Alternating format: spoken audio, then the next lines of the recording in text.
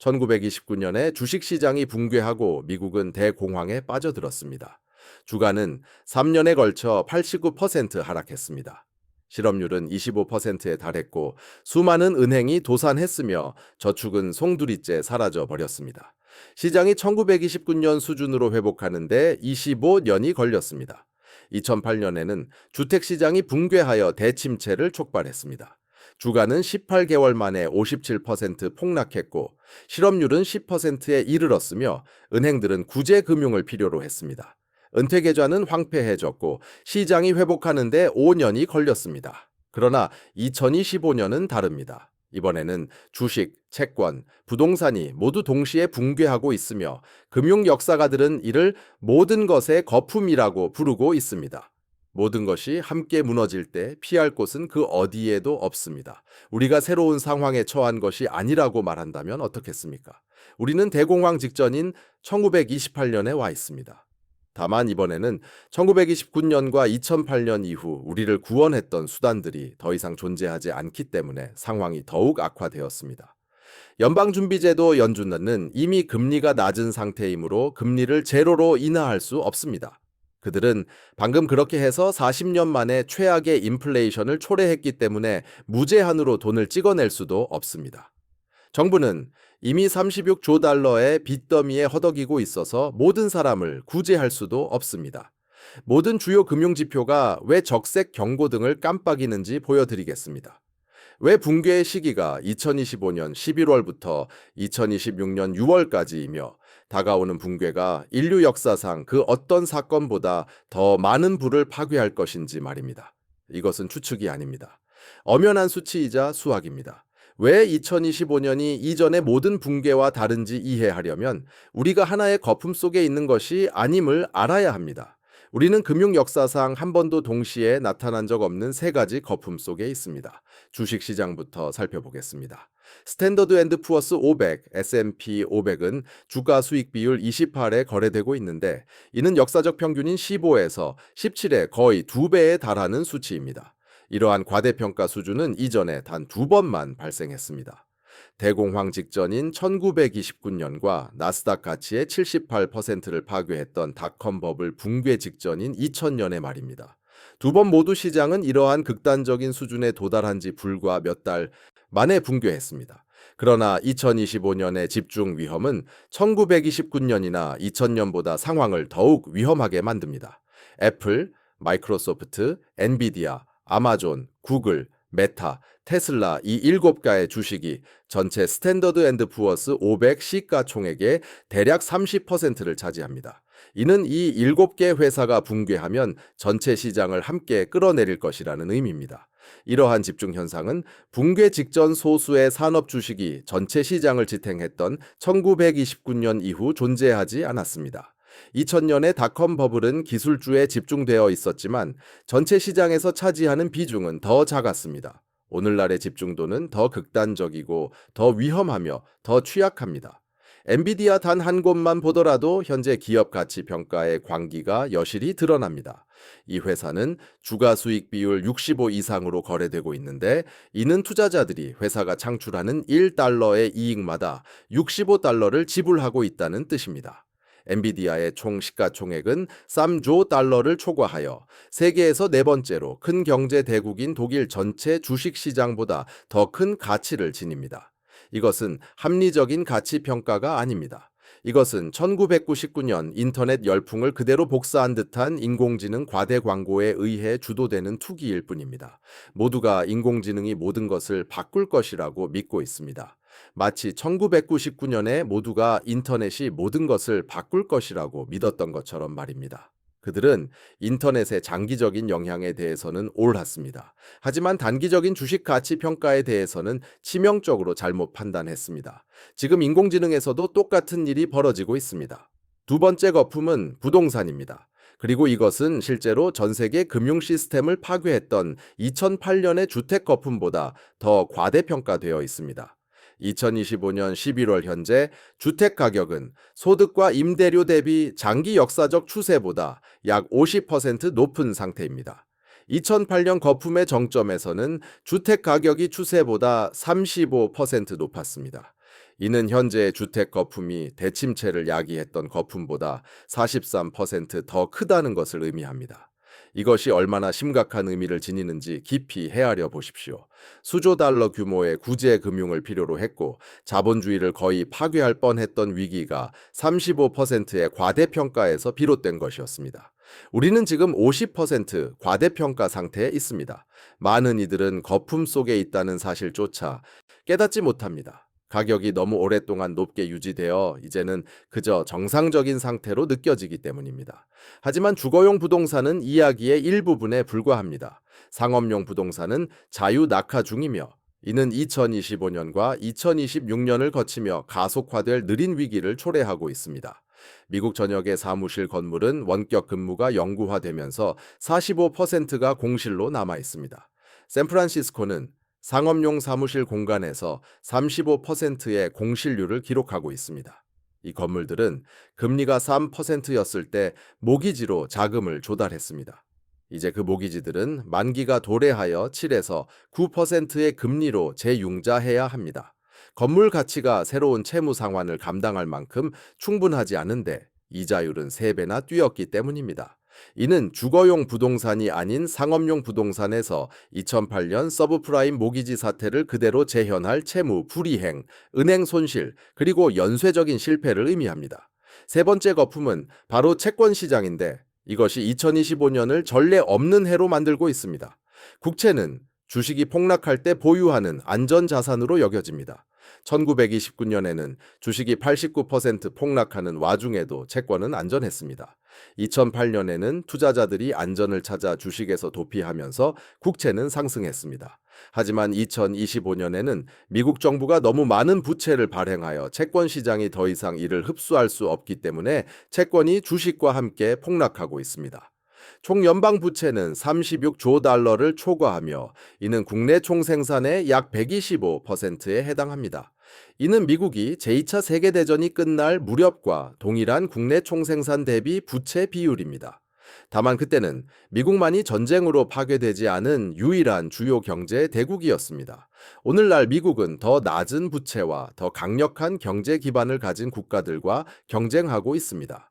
이 부채에 대한 연간 이자 지급액은 이제 매년 1.2조 달러를 초과하여 연방 예산에서 국방비나 사회 보장 지출보다도 큰 단일 항목이 되었습니다.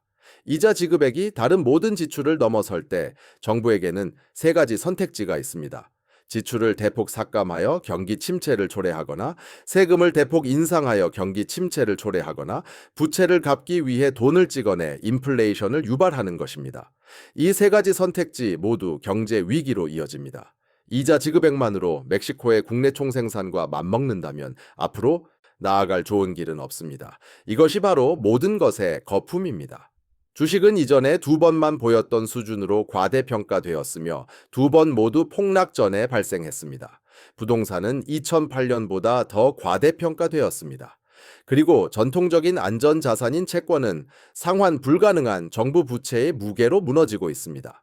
2025년과 1929년 사이의 유사점은 너무나 정확해서 마치 역사가 한 프레임씩 반복되는 것을 보는 것 같습니다. 1929년의 주식 가치는 이전에는 볼 수 없었던 극단적인 수준에 도달했습니다. 다우존스 산업평균 지수의 주가 수익 비율은 33을 기록했는데 이는 모든 역사적 전례를 훨씬 뛰어넘는 수치였습니다. 2025년에는 S&P 500 지수가 28배의 주가 수익 비율로 거래되며 비슷한 수준에 있습니다. 1929년의 대중은 새로운 기술, 특히 전기, 라디오, 자동차가 옛 평가 규칙이 더 이상 적용되지 않는 영구적인 신경제를 만들었다고 믿었습니다. 1929년에 끊임없이 반복된 문구는 이번에는 다르다였습니다. 2025년에는 인공지능이 옛 규칙을 무용지물로 만든다고 여겨지는 새로운 기술입니다. 1929년에 주식을 사기 위해 빌린 돈인 신용거래융자는 의사부터 구두 닦기에 이르기까지 모든 사람이 이 호황에 참여하기 위해 레버리지를 사용하면서 기록적인 수준에 도달했습니다. 평범한 사람들이 주식 투기로 하룻밤 사이에 부자가 되었다는 이야기가 돌았습니다. 2025년에는 국내 총생산 대비 신용거래융자가 비슷한 극단적인 수준이지만 현대의 레버리지는 전통적인 신용계좌를 넘어 확장됩니다. 개인 투자자들의 옵션 거래는 폭발적으로 증가했습니다. 사람들은 신용카드를 사용하여 주식을 사고 있습니다. 기업들은 부풀려진 가격으로 자사주를 매입하기 위해 돈을 빌리고 있습니다. 시스템 전반의 레버리지는 도처에 존재하며 대부분의 사람들이 이해하지 못하는 파생상품, 옵션, 그리고 부채 구조 속에 숨겨져 있습니다. 1929년에는 부의 불평등이 극에 달하여 상위 1%가 총 소득의 약 25%를 통제했습니다. 이러한 집중 현상은 경제가 소수의 부유한 개인들이 끊임없이 소비하고 투자하는 것에 의존하고 있음을 의미했습니다. 그들이 멈추자 전체 시스템이 무너져 내렸습니다. 2025년에는 부의 불평등이 훨씬 더 높은 수준에 달했습니다. 상위 1%가 전체 부의 대략 32%를 통제하는데 이는 1929년보다도 높은 수치입니다. 경제는 소비 지출의 70%를 통제하는 상위 10%에 의존하고 있습니다. 만약 부유층이 주식 포트폴리오의 폭락으로 인해 소비를 멈춘다면 소비자 수요는 사라지고 경제는 무너져 내릴 것입니다. 하지만 2025년은 1929년보다 실제로 더 심각한 상황에 놓여 있습니다. 1929년에는 대부분의 미국인들이 주식시장에 참여하지 않았습니다. 오직 대략 10%의 가구만이 주식을 소유했고, 이는 인구의 90%가 주식 폭락으로 직접적인 영향을 받지 않았다는 것을 의미합니다. 그들은 나중에 실업과 디플레이션으로 고통받았지만 초기 폭락은 주식에 저축을 하지 않았기 때문에 그들의 저축을 송두리째 날려버리지는 않았습니다. 2025년에는 대략 58%의 미국 가구가 직접 또는 401k, 401k와 개인 은퇴 연금 계좌 IRA 같은 은퇴 계좌를 통해 주식을 소유하고 있습니다. 이것은 시장이 폭락할 때 나라 전체의 절반이 넘는 가구의 은퇴 저축을 직접적으로 파괴한다는 것을 의미합니다. 아무런 완충 장치도 아무런 보호막도 없습니다. 모든 사람이 즉시 고통받게 됩니다. 1929년의 은행 부문은 연방보험 없이 수천 개의 소규모 은행들로 분열되어 있었습니다. 폭락이 닥치자 예금자들이 공황 상태에 빠져 돈을 인출하면서 은행들이 파산했습니다. 예금보험의 부재는 은행 파산이 보통 사람들의 저축을 송두리째 날려버렸다는 것을 의미합니다. 2025년에는 예금을 25만 달러까지 보호한다고 알려진 FDIC 보험이 있습니다. 하지만 FDIC는 기금의 오직 대략 1,250억 달러만을 가지고 있는 반면 대략 10조 달러에 달하는 예금을 보장하고 있습니다. 만약 여러 대형 은행이 동시에 파산한다면 FDIC 기금은 터무니없이 부족할 것입니다. 정부는 예금자들을 온전하게 해주기 위해 수조 달러를 찍어내야 할 것이며 이는 인플레이션을 통해 통화 가치를 파괴할 것입니다. 예금자들은 은행 파산으로 돈을 잃거나 인플레이션으로 돈을 잃게 될 것입니다. 어떤 독을 고르시겠습니까? 1929년에 연방준비은행 Federal Reserve은 신뢰성과 행동할 여지가 있었습니다. 그들은 불과 1913년에 설립되어 16년밖에 되지 않았으며 수십 년간의 경기 호황과 불황 주기를 통해 아직 대중의 신뢰를 파괴하지 않았습니다. 그들은 이자율을 더 공격적으로 인하할 수 있었지만 너무 늦을 때까지 무엇을 해야 할지 이해하지 못했습니다. 2025년에는 연방준비, 은행이 지난 15년 동안 경제를 관리할 수 없음을 증명해 왔습니다. 그들은 2008년 이후 양적 완화를 통해 거대한 거품을 부풀렸습니다. 그들은 너무 오랫동안 금리를 너무 낮게 유지하여 만물 거품을 만들어냈습니다. 그리고 나서 그들은 2022년과 2023년에 금리를 너무 공격적으로 올려 인플레이션을 유발하는 동시에 경제를 붕괴시킬 위험을 초래했습니다. 연준은 신뢰를 잃었습니다. 더욱 중요한 것은 그들이 다음 위기를 해결할 수단들을 잃었다는 것입니다. 2008년 금융위기는 2025년과 2026년에 닥쳐올 일에 대해 훨씬 더 최근에 그리고 더욱 관련성 있는 비교를 제공합니다. 2008년의 위기는 상환 능력이 없는 사람들에게 제공된 대출인 서브프라임 모기지에서 시작되었고 이 모기지들은 복잡한 증권으로 묶여 전 세계 투자자들에게 팔렸습니다. 주택 가격이 오르는 것을 멈추자 차용자들은 재융자를 할 수 없었고 채무 불이행을 시작했습니다. 채무 불이행은 금융 시스템 전체로 확산되었고 은행들이 엄청나게 과도한 레버리지를 가지고 있었으며 가치 없는 주택 담보 증권을 보유하고 있었음을 드러냈습니다. 2025년에는 서브프라임 대출이 어디에나 존재하지만 우리는 단지 그것을 서브프라임이라고 부르지 않을 뿐입니다. 신용이 좋지 않은 사람들에게 제공되는 84개월 만기의 고금리 자동차 대출, 평균 이자율이 21%를 초과하는 사상 최고 수준의 신용카드 빚, 결코 완전히 상환되지 않을 총 1조 7,700억 달러에 달하는 학자금 대출, 그리고 2008년에 2조 달러에서 오늘날 10조 달러 이상으로 5배 증가한 기업 부채는 기업들이 낮은 금리로 돈을 빌려 자사주를 매입했기 때문입니다. 2008년 시스템의 레버리지는 주로 주택과 주택담보증권에 집중되어 있었습니다. 리먼 브라더스 같은 은행들은 30대 1의 레버리지를 사용했는데 이는 1달러의 자본당 30달러의 자산을 가지고 있었다는 것을 의미합니다. 그 자산들이 단 3%만 하락했음에도 은행은 파산했습니다. 리먼 브라더스는 2008년 9월에 붕괴하여 2025년 대공황 이후 최악의 금융공황을 촉발했습니다. 레버리지는 단 한 부문에만 집중되어 있지 않습니다. 그것은 도처에 퍼져 있습니다. 현재 파생상품 시장의 명목 가치는 600조 달러를 넘어서며 이는 전 세계 국내 총생산 GDP의 10배에 달합니다. 이 파생상품들 대부분은 금리가 급격하게 변동하거나 주요 기업들의 채무 불이행이 시작될 경우 폭발할 금리 스와프와 신용 부도 스와프입니다. 이러한 상호 연결성은 한 번의 실패가 다른 실패를 촉발하고 그것이 또 다른 실패를 연쇄적으로 일으켜 막을 수 없는 파급 효과를 가져온다는 것을 의미합니다. 2008년의 연방준비제도 연준은 그 위기에 대처할 강력한 수단들을 가지고 있었습니다. 위기가 시작될 당시 금리는 5.25%였고 이는 연준이 금리를 0%까지 인하할 여지를 주었습니다. 이는 차입과 지출을 자극하여 경제를 안정시키는 데 도움이 되었습니다. 연준은 또한 양적 완화를 시행하여 수조 달러 규모의 국채와 주택담보증권을 매입함으로써 금융 시스템에 자금을 주입할 수 있었습니다. 연준의 대차 대조표는 위기 이전 800억 달러에서 2014년까지 4조 달러로 증가했습니다. 이 전례 없는 돈 풀기는 완전한 붕괴를 피하는 데 도움이 되었지만 우리가 지금 직면하고 있는 거품을 만들어냈습니다. 2025년에는 금리가 이미 상대적으로 낮은 수준이라 연준이 금리를 인하할 여지가 거의 없습니다.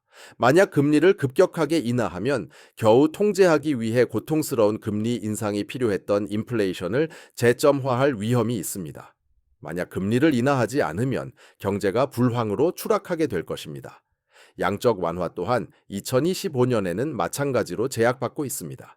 2008년 이후 수차례의 양적 완화 그리고 그 이후에도 코로나 사태 기간 동안 다시 시행된 양적 완화로 인해 연준의 대차 대조표는 이미 7조 달러를 넘어섰습니다. 그들은 더 많은 돈을 찍어낼 수 있지만 이제 모두가 돈을 찍어내는 것이 인플레이션을 유발한다는 것을 이해합니다. 2021년부터 2023년까지의 인플레이션 급등은 지난 40년 만에 최악의 상황이었으며 이는 통화의 구매력을 파괴하지 않고는 무한정 돈을 찍어낼 수 없다는 것을 증명했습니다. 연준은 덫에 걸렸습니다.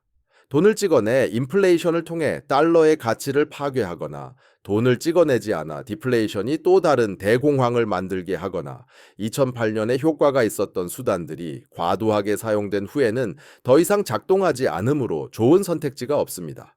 정부의 구제 금융 능력 또한 고갈되었습니다. 2008년에는 연방 부채가 국내 총생산 GDP의 약 67% 수준으로 역사적 기준으로 관리 가능한 수준이었기 때문에 정부는 은행 구제를 위해 돈을 빌릴 수 있었습니다.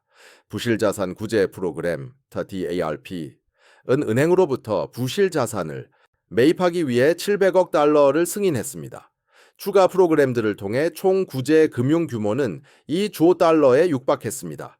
이는 정치적으로는 인기가 없었지만 정부의 차입 여력이 있었기 때문에 경제적으로는 실행 가능했습니다. 2025년에는 연방 부채가 국내 총생산 GDP의 125%에 달하며 수조 달러 규모의 적자가 발생하고 있습니다. 현 시점에서는 정부가 부실 은행과 기업들을 구제할 또 다른 2조 달러를 가지고 있지 않습니다. 만약 이를 빌리려 한다면 채권 시장이 반발하고 금리는 훨씬 더 치솟아 부채 상환을 더욱 감당할 수 없게 만들 것입니다. 2008년에 시스템을 구했던 구제금융이라는 선택지는 2025년에는 존재하지 않습니다. 국제적 측면 또한 2025년을 2008년보다 더 나쁘게 만듭니다. 2008년에는 중국이 호황을 누리며 국내 수요를 자극하고 원자재를 구매함으로써 세계 경제를 경기 침체에서 벗어나게 하는 데 일조했습니다. 유럽은 위기의 영향을 받았음에도 불구하고 미국과 같은 부채 함정에 빠져 있지는 않았습니다. 주요 20개국 G20을 통한 국제 공조는 경기 부양 노력을 조율했습니다. 2025년에는 중국이 부동산 부문 붕괴, 13조 달러를 초과하는 지방 정부 부채, 그리고 인구 감소로 인한 인구 통계학적 위기를 겪으면서 자체 경제 위기를 경험하고 있습니다. 유럽은 에너지 위기, 인구 감소, 그리고 정치적 분열에 대처하고 있습니다. 세계 경제 회복을 이끌 만한 주요 경제국이 없습니다. 지정학적 긴장은 협력이 불가능하다는 것을 의미합니다.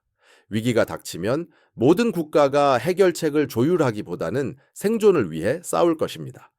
지난 70년 동안 경기 침체에 가장 신뢰할 수 있는 예측 변수는 역전된 장단기 금리차 수익률 곡선이었습니다. 단기 금리가 장기 금리를 앞지를 때마다 이는 1950년 이후 단 한 번의 오류도 없이 모든 경기 침체를 예고해 왔습니다. 수익률 곡선은 2022년 7월에 역전되었고 27개월 동안 그 상태를 유지하다가 2024년 9월에 마침내 정상으로 돌아왔습니다. 역사적 분석에 따르면 경기 침체는 수익률 곡선이 역전된 상태일 때가 아니라 정상으로 회복된 후 서너 달에서 12달 사이에 시작되는 경향이 있습니다. 이는 2024년 10월부터 2025년 9월까지가 위험한 시기라는 의미입니다. 우리는 바로 그 시기에 놓여 있습니다. 단 한 번도 틀린 적 없는 이 신호는 경기 침체가 임박했음을 알려주고 있습니다. 가계부채는 2008년 위기를 비교적 감당할 만한 수준으로 보이게 할 만큼 심각한 수준에 도달했습니다. 신용카드 부채는 1조 1,400억 달러를 넘어 명목상 역대 최고치를 기록했습니다.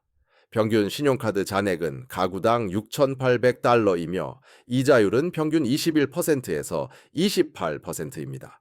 90일 이상 연체된 차입자의 비율인 신용카드 연체율은 2011년 이후 볼 수 없었던 수준으로 상승했습니다. 이것이 중요한 이유는 가계 소비가 미국 경제의 68%를 차지하기 때문입니다. 소비자들이 더 이상 돈을 빌릴 수 없고 지출 대신 부채 상환을 시작해야 할 때 경제는 위축됩니다. 우리는 소비자들이 한계에 다다른 지점에 와 있습니다. 그들은 경제가 필요로 하는 지출을 계속할 수 없습니다. 상업용 부동산 위기는 서서히 진행되고 있지만 2025년과 2026년을 거치면서 극적으로 가속화될 것입니다. 이 기간 동안 2조 달러가 넘는 상업용 모기지의 만기가 도래하며 재융자되어야 합니다. 이 부동산들은 금리가 3%였을 때 자금을 조달받았습니다. 오늘날 금리는 7%에서 9%입니다. 3% 이자율에도 겨우 현금 흐름이 있었던 건물은 8% 이자율에서는 파산합니다. 산술적으로 불가능한 일입니다. 구매자들이 현재 금리로는 이 부동산들이 부채를 감당할 수 없다는 것을 이해하기 때문에 많은 시장에서 건물 가치가 40%에서 60% 하락했습니다. 이러한 모기지를 재융자할 수 없을 때 소유주들은 채무 불이행에 빠지고 대출기관에 열쇠를 넘겨줄 것입니다. 이 모기지를 보유한 지역은행들은 자본을 잠식할 막대한 손실을 입을 것입니다. 2023년의 지역은행 파산은 거의 아무도 주의를 기울이지 않았던 경고였습니다. 실리콘밸리 은행은 2023년 3월에 미국 역사상 두 번째로 큰 은행 파산으로 붕괴했습니다. 시그니처 은행도 같은 주에 파산했습니다. 퍼스트 리퍼블릭 은행은 2023년 5월에 파산했고 연방예금보험공사가 보전한 막대한 손실을 감수하며 JP 모건에 흡수되었습니다. 뉴욕 커뮤니티 은행은 2024년 1월에 붕괴 직전까지 갔습니다. 이러한 파산은 우리가 경기 침체에 빠지지 않았음에도 불구하고 발생했습니다. 경기 침체가 닥치고 대출 불이행이 급증하면 수십 개의 지역 은행이 더 파산할 것입니다. 연방예금보험공사는 몇 주 내로 1,250억 달러의 보험 기금을 소진할 것입니다. 정부는 예금을 보전하기 위해 돈을 찍어내야 할 것이며 이는 통화 가치를 파괴할 것입니다. 이른바 매그니피센트 7으로 불리는 7개 종목의 시장 가치가 집중된 것은 이전 시대에는 존재하지 않던 취약성을 만들어냅니다. 애플, 마이크로소프트, 엔비디아, 아마존, 구글, 모회사 알파벳, 메타, 그리고 테슬라는 S&P 500 전체 시가총액의 30%를 차지합니다. 주가 수익 비율이 65를 넘는 엔비디아 한 종목만으로 전체 지수의 약 7%를 차지합니다. 만약 엔비디아의 실적이 기대에 미치지 못하거나 인공지능, AI 거품이 꺼진다면 주가는 50%에서 70%까지 쉽게 폭락할 수 있습니다. 이 한 종목의 하락만으로 전체 시장이 함께 무너질 것입니다. 이러한 집중 위험은 전례가 없습니다. 시장이 폭락할 때 이 7개 종목이 하락을 주도할 것입니다. 그리고 이들이 지수에서 차지하는 비중이 워낙 크기 때문에 폭락은 우리가 보아왔던 어떤 것보다도 빠르고 더 심각할 것입니다. 내부자 매도는 역사적으로 주요 시장 하락에 선행했던 수준에 도달했습니다. 기업 임원들은 일반 투자자들이 접근할 수 없는 정보에 접근할 수 있습니다. 그들은 다른 누구보다 먼저 실제 실적, 실제 사업 진행 상황, 실제 문제점들을 봅니다. 그들이 자기 회사 주식을 대량으로 매도하기 시작할 때 그것은 현재 가격이 지속 가능하다고 믿지 않는다는 신호입니다. 제프 베이조스는 2024년과 2025년에 걸쳐 130억 달러가 넘는 아마존 주식을 매도했습니다. 마크 저커버그는 수십억 달러 상당의 메타 주식을 매도해 오고 있습니다. 엔비디아 경영진은 주식이 사상 최고치를 경신할 때에도 주식을 매도하고 있었다. 이는 1929년과 2000년에 일어났던 일과 같았다. 내부자들은 기업 가치가 터무니없이 높다는 것을 알면 폭락전에 빠져나온다. 또는 역사상 가장 성공적인 투자자라고 불리는 워런 버핏은 전에 없던 수준으로 현금을 비축하고 있다.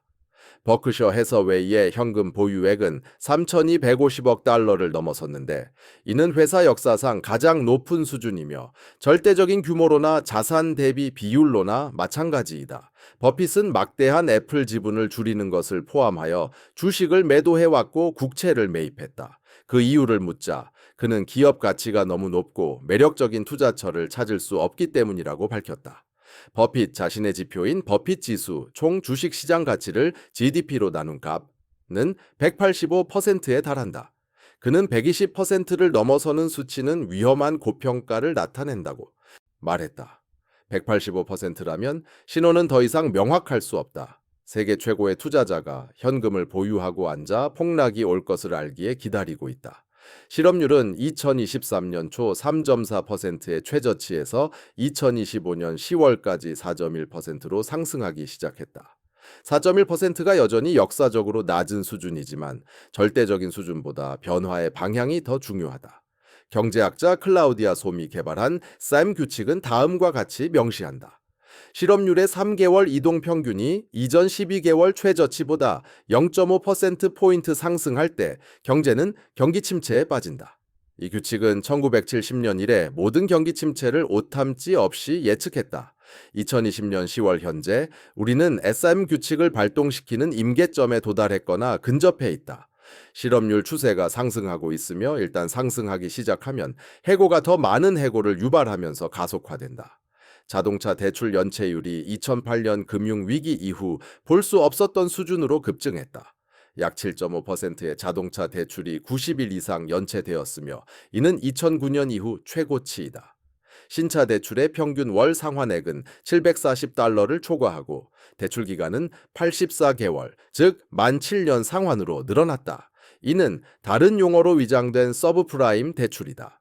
자동차를 살 여유가 없는 사람들에게 갚을 수 없는 대출이 제공되고 있다. 이들이 채무 불이행에 빠지면 대출 기관뿐만 아니라 이들의 출근 능력에도 영향을 미친다. 이는 자동차 압류 후 실직으로 이어지는 연쇄 효과를 발생시킨다. 이는 소비자 부문 전반의 금융 스트레스에 대한 선행 지표이다. 학자금 대출 연체율은 3년간의 팬데믹 유예 이후 2023년 10월에 상환이 재개되면서 급증했다. 총 학자금 부채는 4,300만 명의 차입자에게 177조 달러에 달한다. 많은 이들이 상환을 재개하기보다는 채무 불이행을 선택하고 있는데 어차피 그 빚이 너무 커서 절대 갚을 수 없으리라는 것을 알기 때문이다. 이는 젊은 사람들이 집을 샀거나 가정을 꾸리거나 상품과 서비스에 지출하는 대신 부채를 상환하기 때문에 매년 경제에서 1천억 달러 이상을 고갈시킨다. 경제 성장을 이끌어야 할 세대가 경제적 수익을 제공하지 않는 빚더미에 허덕이고 있는 것이다. 2025년의 지정학적 위험에는 우크라이나와 중동에서의 지속적인 전쟁, 중국의 대만 침공 위협, 그리고 글로벌 무역이 경쟁 블록으로 분열되는 현상이 포함된다. 이러한 상황 중 어느 하나라도 에너지 공급, 식량, 공급 또는 핵심 공급망을 방해하는 분쟁으로 확대될 수 있다. 1970년대와 유사한 유가 충격은 스태그플레이션을 촉발할 것이다. 이는 인플레이션과 경기 침체의 결합으로 경기 침체 단독보다 훨씬 관리하기 어렵다. 시장은 불확실성을 싫어한다. 그리고 2025년의 지정학적 불확실성은 1970년대 이래 어느 시점만큼이나 높다. 주요 기관 투자자들의 상업용 부동산 채무 불이행이 이미 시작되고 있다. 브룩필드 자산운용은 2024년에 로스앤젤레스의 사무실 건물 2채에 대해 채무 불이행을 선언했다. 세계 최대 상업용 부동산 소유주인 블랙스톤은 돈을 돌려받기를 원하는 투자자들의 환매 요청에 어려움을 겪어왔다.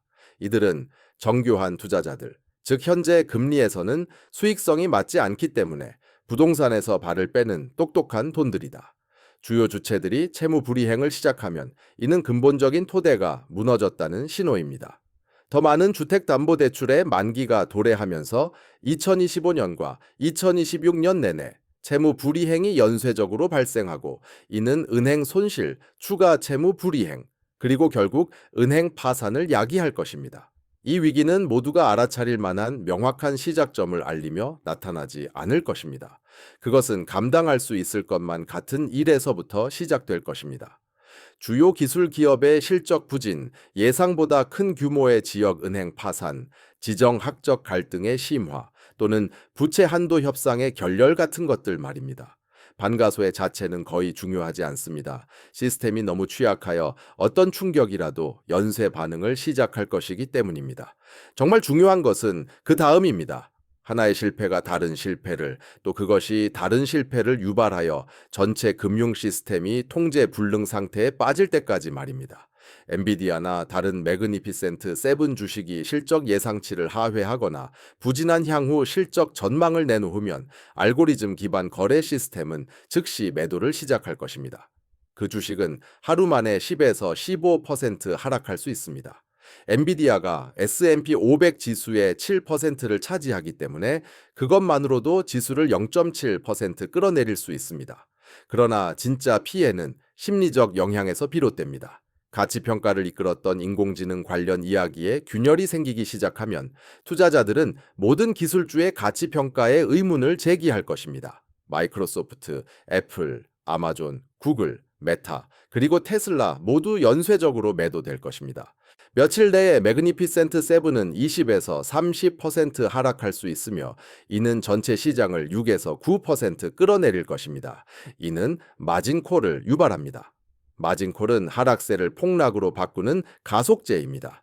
투자자들이 빌린 돈으로 주식을 매수하고 그 주식들이 하락하면 증권사는 추가 담보를 요구합니다. 투자자가 현금을 제공할 수 없으면 증권사는 대출금을 회수하기 위해 주식을 매도합니다. 이러한 강제 매도는 가격을 더 낮추고 이는 더 많은 마진콜을 유발하며 다시 더 많은 강제 매도를 불러옵니다. 1929년에는 마진콜이 멈출 수 없는 하향 나선형을 만들어냈습니다. 2025년에는 시가총액 대비 마진 대출 신용융자 비율이 1929년 수준과 유사합니다. 매도가 시작되면 빠르고 맹렬할 것입니다. 연기금, 기금, 그리고 국부펀드에 수조 원 규모의 자금을 운용하는 기관 투자자들은 시장이 특정 임계점을 넘어 하락할 때 매도하도록 요구하는 위험 관리 규정을 가지고 있습니다. 이것들은 감정적인 결정이 아니라 자동화된 과정입니다. 주식이 20% 하락하면 위험 관리 시스템이 추가 손실을 막기 위해 매도를 유발합니다. 이러한 기관 매도는 하방 압력을 가중시킵니다. 위기 발생 첫 한 달 내에 개인 투자자들의 공황 매도, 마진콜, 그리고 기관의 위험 관리가 모두 동시에 가격을 더 낮추면서 주식은 쉽게 30에서 40% 하락할 수 있습니다. 연쇄 반응은 주식에서 채권으로 옮겨갑니다. 투자자들이 안전하다고 믿는 곳으로 도피하면서 말입니다. 그러나 2025년에는 국채도 안전하지 않습니다. 정부가 적자를 메우고 만기 도래 부채를 차환하기 위해 수조 원 더 발행해야 하기 때문입니다. 정부가 채권을 팔아야 하는 시점과 동시에 안전 자산으로의 도피 현상이 발생하면 금리가 훨씬 더 치솟을 것입니다. 이는 파멸의 고리를 만듭니다. 높은 금리는 정부의 부채 상환 비용을 증가시키고 이는 더 많은 차입을 필요로 하며 더 많은 채권 발행을 요구하고 결국 금리를 더 높입니다. 이 파멸의 고리에 갇힌 국가들은 대개 채무 불이행 또는 인플레이션을 통한 통화 가치 붕괴로 끝이 납니다. 주택 시장은 구매자들이 사라지고 판매자들이 낮은 가격을 받아들이려 하지 않기 때문에 얼어붙습니다. 주택들은 몇 달 동안 매수 제한 없이 시장에 머뭅니다. 직장 이전이나 재정적인 이유로 집을 팔아야 하는 사람들은 가격을 인하하기 시작합니다. 이러한 가격 인하는 새로운 기준 가격을 설정하여 모든 주택 가치를 더 낮춥니다. 6개월 내에 주택 가격은 최고점 대비 20에서 30% 하락할 수 있습니다. 1년 내에는 오스틴, 피닉스, 보이시, 그리고 캘리포니아와 플로리다 일부 지역과 같이 과대평가된 시장에서 40에서 50% 하락이 현실적입니다. 지난 3년 동안 주택을 구매한 주택 소유자들은 주택담보대출금이 주택 가치보다 더 많은 언더워터 상태에 처하게 됩니다. 상업용 부동산의 채무 불이행 사태가 급증하고 있습니다. 부동산 소유주들이 만기가 도래하는 대출을 재융자할 수 없다는 현실을 깨닫기 때문입니다. 그들은 결국 상환을 포기하고 은행에 담보로 잡힌 부동산의 열쇠를 넘겨주게 됩니다. 주로 지역은행인 채권자들은 대출 원금보다 40%에서 60%나 가치가 떨어진 부동산을 넘겨받게 됩니다. 이를 실현, 손실이라고 부릅니다. 은행들이 상업용 부동산 대출에서 막대한 손실을 입게 되면 그들의 자본은 완전히 잠식됩니다. 은행들은 최소 자본 비율을 유지해야 합니다. 이 비율이 규제 기준치 아래로 떨어지면 규제 당국은 해당 은행을 폐쇄 조치합니다. 2008년 금융위기 당시 5년에 걸쳐 465개의 은행이 문을 닫았습니다. 다가오는 위기에서는 이보다 훨씬 짧은 기간에 이와 비슷하거나 더 많은 수의 은행들이 파산하는 모습을 볼 수도 있습니다. 은행 파산은 실제로 재정적으로 건전한 은행들까지도 공포에 휩싸이게 만듭니다. 예금자들은 은행들이 무너지는 것을 보며 위험하다고 여겨지는 모든 은행에서 자신들의 돈을 인출하기 위해 달려갑니다. 이것이 바로 전형적인 뱅크런을 야기합니다. 심지어 건전한 은행들도 모든 예금자에게 동시에 돈을 지불할 만큼 충분한 현금을 보유하고 있지 않습니다. 이미 돈을 대출해 주거나 증권에 투자했기 때문입니다. 뱅크런이 시작되면 은행은 현금을 마련하기 위해 자산을 매각할 수밖에 없습니다. 헐값에 자산을 팔게 되면 건전했던 은행마저도 파산시킬 수 있는 손실이 발생합니다. 연방예금보험공사 FDI가 예금을 보장하기 위해 나선다 하더라도 125억 달러에 불과한 보험 기금으로는 여러 개의 대형 은행이 한꺼번에 파산하는 사태를 감당하기에는 역부족입니다. 결국 정부는 예금 지급을 위해 돈을 찍어낼 수밖에 없고 이는 통화를 파괴하는 인플레이션 과정을 촉발시킵니다. 수익 감소에 직면한 기업들이 해고를 통해 비용을 절감하면서 고용 시장이 붕괴됩니다. 호황기에 몸집을 불렸던 기술 기업들은 직원들의 10%에서 20%를 해고하기 시작합니다. 시장 하락에 크게 노출된 금융회사들 역시 인력을 감축합니다. 소비할 여력이 없어진 고객들을 맞이해야 하는 소비자의 기업들은 매장을 폐쇄하고 일자리를 없앱니다. 위기가 시작된 지 3개월 안에 실업률은 4%에서 7% 내지 8%까지 치솟을 수 있습니다. 6개월 안에 10%는 현실적인 수치가 될 것입니다. 1년 안에 연쇄적인 위기가 경제 전반으로 확산되면서 12%에서 15%의 실업률은 충분히 현실이 될 수 있습니다. 연방준비제도 FED는 진퇴양난의 상황에 직면하게 됩니다. 시장을 안정시키기 위해 금리를 인하하고 양적 완화를 시행할 수 있습니다. 그러나 이는 인플레이션이 완전히 잡히기 전에 다시 불붙게 할 위험을 안고 있습니다. 모든 사람들은 인플레이션이 9%에 달해 구매력을 파괴했던 2021년에서 2023년의 기억을 생생히 가지고 있습니다. 연방준비제도가 또다시 수조 달러를 찍어낸다면 달러는 붕괴될 것이고 인플레이션은 이전보다 훨씬 더 심각한 수준으로 돌아올 것입니다. 혹은 위기가 그대로 진행되도록 내버려 둘 수도 있는데 이는 대공황 수준의 실업률과 10년간의 경제 침체를 의미합니다. 중간이라는 길은 존재하지 않습니다. 2008년에 효과를 보았던 정책 도구들은 이미 너무 많이 남용되어 그 결과가 무엇인지 모두가 알고 있기 때문에 2025년에는 더 이상 통하지 않을 것입니다. 401k, 4세낌 1k나 IRA를 보유한 평범한 미국인들에게는 은퇴 자산이 60%에서 70%나 줄어드는 것을 지켜보는 것이 단순히 숫자로만 설명할 수 없는 깊은 절망감을 안겨줄 것입니다.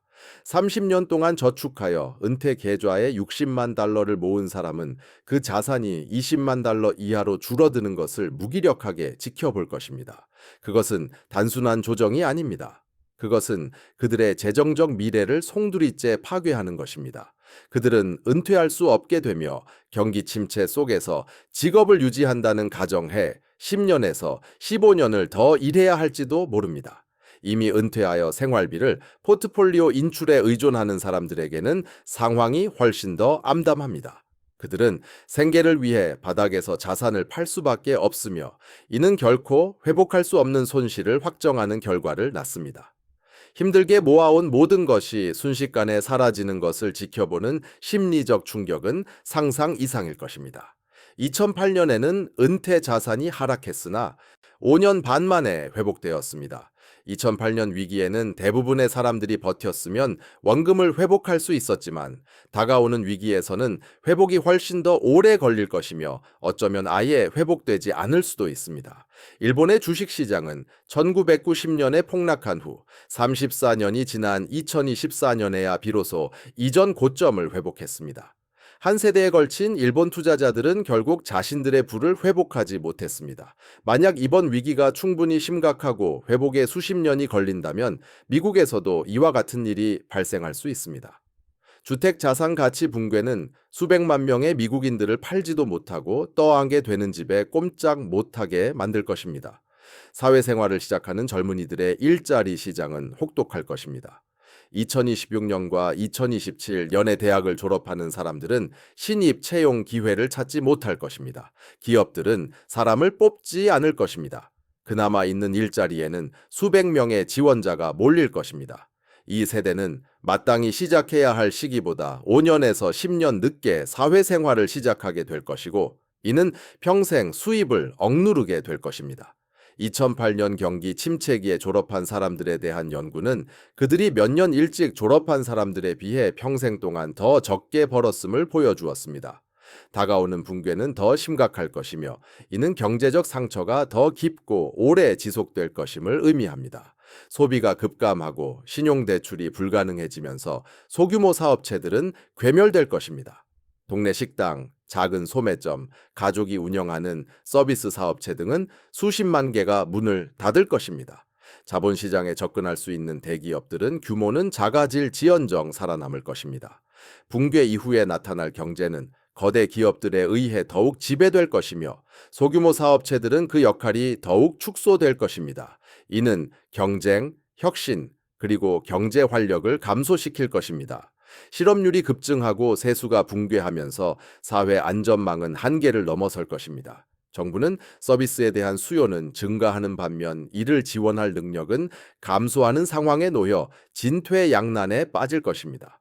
더 많은 사람들이 도움이 필요한 상황에서도 지출 삭감이 불가피할 것입니다. 이는 취약계층, 즉 노인, 장애인, 실업자 등 가장 절실한 순간에 지원이 줄어드는 상황에 직면하면서 경제 위기 위에 인도주의적 위기를 초래할 것입니다. 경제 붕괴 후에는 정치적 불안정이 뒤따릅니다. 1930년대에는 경제적 절망이 사람들을 권위주의적 약속에 취약하게 만들면서 유럽 전역에서 극단주의 운동이 득세했습니다.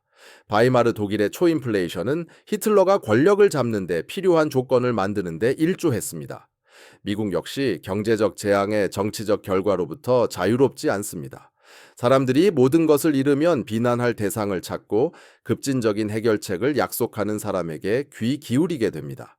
2025년 붕괴는 우리가 예측할 수 없는 방식으로 미국 정치를 재편할 것이지만 이는 아마도 불안정성을 야기할 것입니다.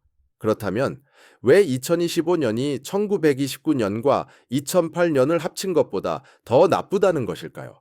왜냐하면 우리는 1929년에 주식 자산 거품, 2008년에 주택 및 신용 대출 거품, 그리고 이전 어떤 위기에서도 존재하지 않았던 정부 부채 거품까지 모두 안고 있기 때문입니다. 이 세 가지가 동시에 벌어지고 있습니다. 1929년에는 오직 주식만 폭락했고 미국인의 오직 10%만이 직접적인 영향을 받았습니다. 2008년에는 주택이 폭락했지만 정부는 돈을 빌려 은행을 구제할 수 있었고 연방준비제도 Fed는 인플레이션을 유발하지 않고 돈을 찍어낼 수 있었습니다. 2025년에는 모든 것이 함께 무너지고 있으며 이를 해결할 수단들은 더 이상 작동하지 않습니다. 연방준비제도 FEDU는 인플레이션이 여전히 높은 수준이기 때문에 금리를 제로로 낮출 수 없습니다. 그들은 방금 그렇게 해서 40년 만에 최악의 인플레이션을 초래했기 때문에 무제한으로 돈을 찍어낼 수도 없습니다. 정부는 이미 36조 달러의 빚더미에 허덕이고 있기 때문에 모든 사람을 구제할 수 없습니다. 제가 여러분에게 보여드린 12가지 경고 신호, 즉 역전된 수익률 곡선부터 워런 버핏이 현금을 비축하는 것에 이르기까지 이 모든 것은 추측이 아니라 사실입니다. 이 모든 일은 지금 당장 일어나고 있습니다. 1950년 이후 모든 경기 침체를 예측해온 역전된 수익률 곡선은 앞으로 3개월에서 9개월 이내에 경기 침체가 임박했음을 우리에게 말해주고 있습니다. 지역 은행들이 파산하고 있습니다. 상업용 부동산 시장이 붕괴하고 있습니다. 소비자 부채는 사상 최고치를 기록하고 있으며 연체율은 상승하고 있습니다. 실업률이 증가하고 있습니다. 내부자 매도는 붕괴 직전에 나타나는 수준에 도달했습니다. 모든 지표가 동시에 적색 신호를 보내고 있습니다. 2024년 9월에 수익률 곡선이 정상화되는 것을 기준으로 타임라인은 분명합니다. 경기 침체는 일반적으로 그 후 3개월에서 12개월 뒤에 찾아옵니다. 이는 우리를 2025년 12월부터 2026년 9월까지의 기간에 놓이게 합니다. 상업용 모기지 재융자는 2025년과 2026년의 정점에 달합니다. 신용카드 연체율은 지금 가속화되고 있습니다. 그 반가소에는 언제 터질지 모르지만 일단 터지면 그 연쇄적인 폭락은 아무도 막을 수 없을 것입니다. 이것은 단순히 앞날을 점치는 예언이 아닙니다. 그저 과거의 패턴을 읽어내는 것일 뿐입니다. 1929년과 2008년의 위기에 앞서 나타났던 그 동일한 패턴들이 지금은 훨씬 더 극심한 형태로 나타나고 있습니다. 폭락이 닥치면 주식은 최고점 대비 65%에서 80%까지 떨어질 것입니다. 이는 1919년과 1929년의 89% 폭락보다 더 심각할 텐데 그 이유는 훨씬 더 빠르고 집중적으로 발생할 것이기 때문입니다. 채권은 35%에서 50%까지 하락할 것이며 이는 이전의 폭락에서는 볼 수 없었던 현상입니다. 부동산은 40%에서 60%까지 떨어져 2008년의 하락보다도 더 심각할 것입니다. 실업률은 15%를 넘어설 것입니다. 그리고 경기 회복은 2008년처럼 5년이 걸리는 것이 아니라 연준은 더 이상 쓸 카드가 없고 정부는 더 이상 빚을 낼 여력이 남아있지 않기 때문에 10년에서 20년, 어쩌면 그 이상 걸릴 것입니다. 이른바 모든 것에 거품이라는 이름이 붙은 것은 모든 것이 동시에 무너져 내려 더 이상 숨을 곳이 없기 때문입니다. 우리가 과거에서 배웠으니 다시는 없을 거라고 믿었던 역사책에나 나오는 시장 폭락들이 이제는 그 누구도 예상치 못했던 강력함과 어마어마한 규모로 되풀이될 것입니다. 상환 불가능한 부채, 과대평가된 자산, 그리고 고갈된 정책 수단이라는 냉정한 수치가 이를 보증합니다. 폭락은 오고 있습니다. 유일한 질문은 그 폭락이 닥쳤을 때 당신이 과연 준비되어 있을 것인가 하는 것입니다.